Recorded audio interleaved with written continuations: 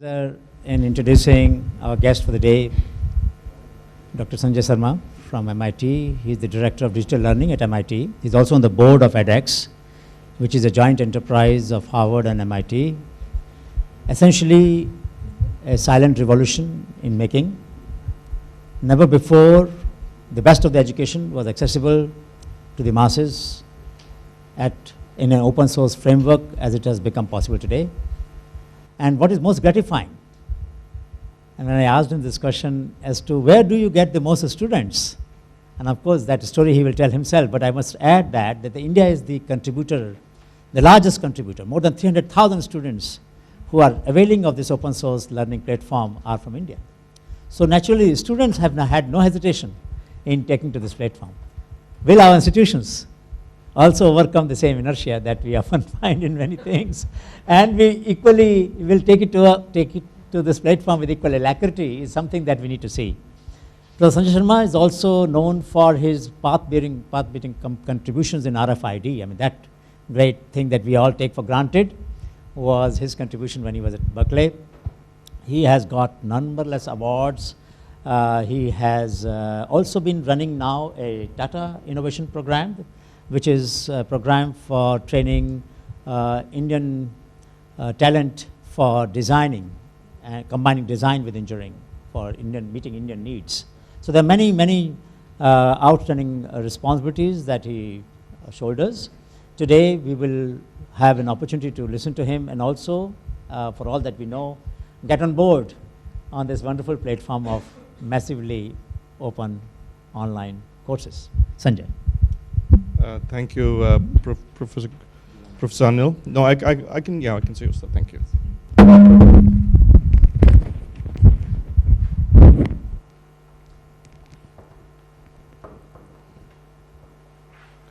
So it's a great pleasure to be here and to talk about this. I'm a longtime fan of IIM-Ahmedabad, and it's great to visit. Many of my family members are graduates. And I'm also a long-time fan of Professor Gupta's work. We've known each other for a very long time, including he knows my father well. So I'm going to talk about MITx and edX, and feel free to stop me at any time. If you have any questions, stop me. If you want to tell a joke, you can stop me. Okay, so let's get going. So first of all, I want to show you a picture. This is the picture I'd like to show you, which to me is representative of what is happening today in the world. This is when the Pope was chosen in 2005. This is when the new Pope was selected in 2013. You see the difference. By coincidence, I was there that day. I was in Rome, St. Peter's Square. And everyone has a smartphone or a tablet. Every one of them is on the internet, and we know it. Now, if this is the revolution that is taking place, and if it has affected every other industry, is it not time it affects us? Okay. So let's look at our industry, academia. In India, the history of academia goes back 2,300 years with Takshashila, Nalanda, and so on. The Western tradition starts in 1088 AD with the establishment of the University of Bologna in Bologna, Italy. That's when the concept of tenure was invented. So we are a 1,000-year-old industry, 1,000 years. Well, look at what technology has done to industries that are only 200 to 300 years old. The newspaper industry in America, it is dying. The music industry, dying. Book industry, changing forever. Our industry has not been touched in 1,000 years. Okay? Have we had disruptions in our industry? Have we had shocking technological progress in our industry? Let's look at that. Now, how do we give lectures in our industry? This is a picture from 1300. Does this look familiar? We have not changed in 700 years how we give lectures. The only difference is I'm not wearing a pagadi and neither are you, right? And we have not changed. This is exactly the same. So here we are in an industry that in 1,000 years has seen very little change. Internet came out of universities. It has ravaged other industries, but hasn't impacted us. Okay. Now so this is what a lecture at MIT looks like today, right? This is what this lecture looks like. Nothing has changed. Now, it is not as if we haven't had any disruptive technologies. We academics have already had a couple of disruptive technologies. Do you remember some of them? Remember 1450 AD when printing was invented? And you say, remember how much it shook up our industry, right? I'm being a little sarcastic, but my point is the last big innovation that changed our industry was 500 years ago. Can you think of another one? The blackboard. That was invented. Actually, it was used in India in 1000 AD, but it was used in classrooms in Western universities in 1801. I'm being sarcastic. My point is we haven't been disrupted. We've been sitting pretty doing the same thing for 1,000 years. So it was time before something changed. Okay. What's going to change? If you look around the world today, there is a sequence of new technologies that has changed almost every aspect of our lives, right? The telephone industry has been destroyed, the landline by this guy. This has also trumped the camera industry. People are not buying digital cameras anymore. Digital cameras trumped chemical cameras, and this is trumping digital cameras. So all these things are happening. So let's go through them. So the innovation trends that are really impacting us are cloud, mobile, and internet. Okay, those things we know are really changing our lives. Digitized products. So if you digitize a book, then a bookstore is in trouble. You buy a Kindle, or you read your book on an iPhone or a smartphone, right? In America today, bookstores are in deep trouble. And you know how they've innovated to stay in business? Bookstores realize that just selling books is not good enough. So they have book readings, book signings, a coffee shop, children's activities. So they've had to adapt. So they provide other services that make a bookstore important and relevant. Because just selling books isn't going to cut it. We have mass customization. So for example, I don't know if any of you here use a radio station, internet radio station called Pandora. Pandora looks at your music tastes. It doesn't come to you, yeah, so you probably don't have access to it here, but it's an American system, Spotify, there are a whole bunch of them. It looks at your music tastes and then customizes the music to you. So if you listen to Hindustani classical, it'll play more Hindustani classical. If you listen to rock, it'll play more rock. More jazz, it'll play more jazz. And it looks at the genre of music you like and it mass customizes. Delightful design, you know, this is a piece of art. The iPhone is a piece of art. It's not just technology, it's beautiful. So that's another trend. We want beautiful things. Another thing that's happening is, used to be that when a new computer came out, the company would sell the computer first to other businesses and then to consumers when it became cheap. What is happening now is when a new technology comes out, like Apple, they don't try and sell to other businesses. They sell directly to consumers. Then the consumer takes it to the business. And the worker takes us to the business and says, can I read my email on this? And the IT guy says, no, we have corporate intranet, you can't. Then eventually, here's what happens. I've heard the story 3 or 4 times. The CEO's daughter gets an iPhone. The CEO gets an iPhone. And then the CEO insists that his iPhone is supported. And then the company changes, right? But that's what's happening. We're hitting consumers first. So these are all mega trends. Democratization, unbundled services. This is another one. Even 10 years ago, we used to buy a record. We used to buy a CD with all the songs. Today, you can buy one song. 99 cents, that's the iTunes, Android, everywhere. You buy one song. So you don't have to buy the whole record. So the record has been unbundled.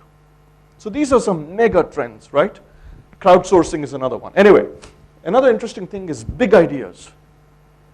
Google, Amazon, Wikipedia, it's almost easier to do something bigger than smaller. Google didn't say we will just do search for American websites. They said we will search every website in the world. I knew the founders of Google. I was at Berkeley when they were at Stanford. I knew them very well. And I used to say, that's a crazy idea. But looking back, it worked because it was a very big idea. If they had thought smaller, the idea would have failed. It's very strange. It's a very unique place in time and space where the bigger the idea, the easier it is. Wikipedia. We will take all the knowledge in the world, every encyclopedia, and put it out of business by crowdsourcing it. They didn't say we'll just take science. They said everything. But what happens is when you think that big, there are more interconnections amongst people, and there's a network effect, and things take off more quickly. So it's a fascinating thing that we're seeing now, the power of big ideas. World innovations is another one. Things are happening around the world, and they're feeding back. So these are all the mega trends that are impacting our industry, which in 1,000 years has not changed. So I'm very proud to tell you what MIT did 2 years ago. So let me give you a story. I don't have a lot of slides on this. I'll just tell you a little. I have a lot of slides, but I want to tell you the history without slides. So in 2010, 2011, and actually going back 4 or 5 years before that, MIT had been doing a lot of work on the following question, which is, can we take a professor and make a computer simulation of a professor? Right?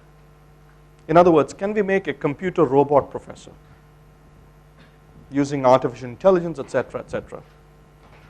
Now you might say, why did MIT want to do that? Here's why.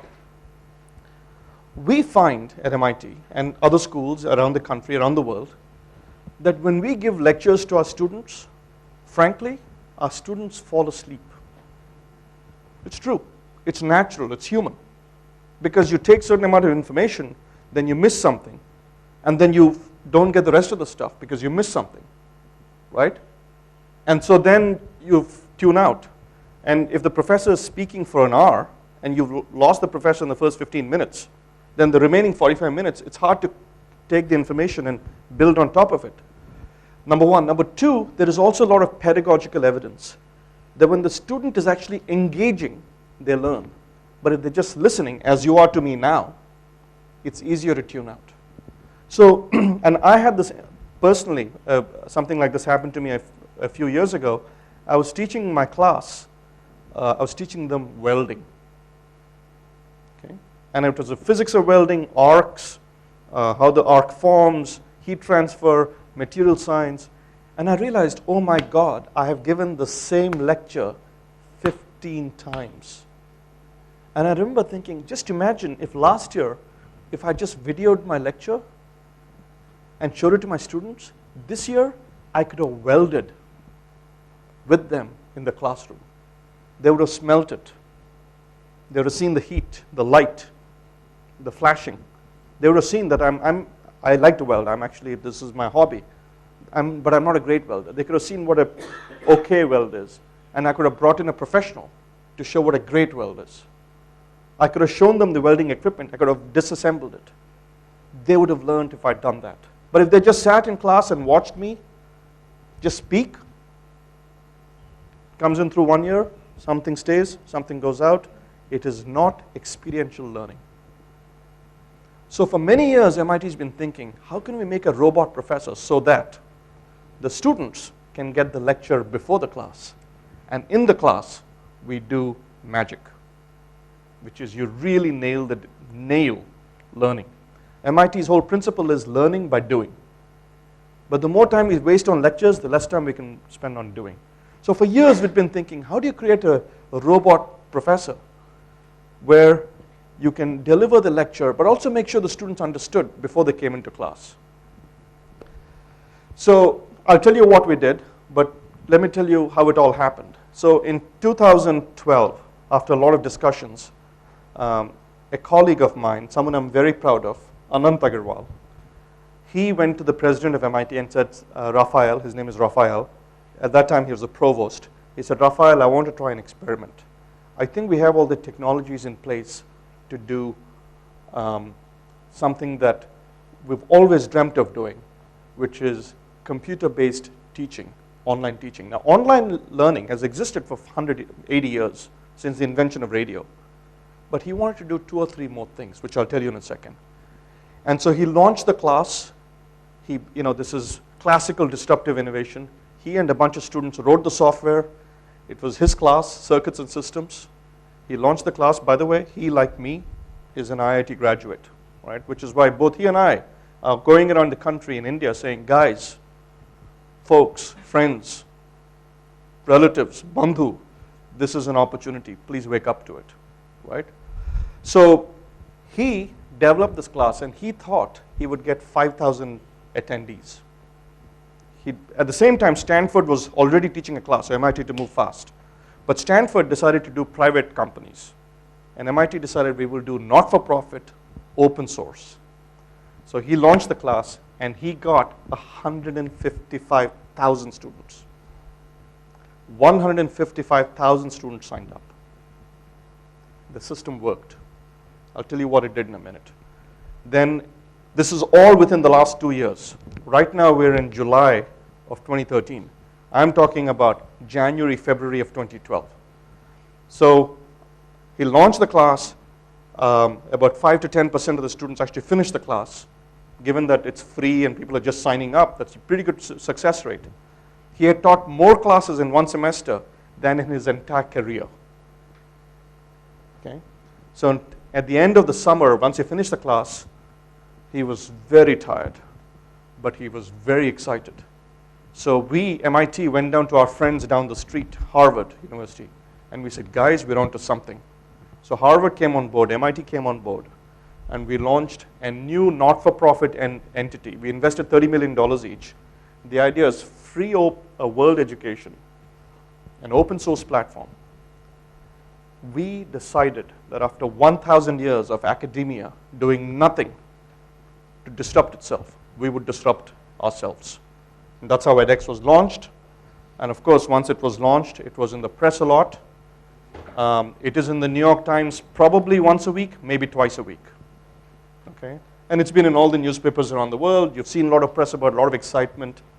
Now the question is, why is there so much excitement? Yes, Mariana.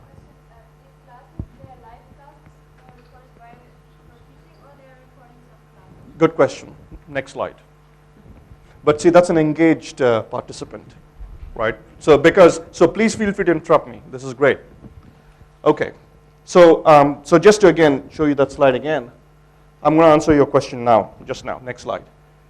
We wanted to expand access to education for students worldwide through online learning while reinventing campus education through blended models. What does blended models mean?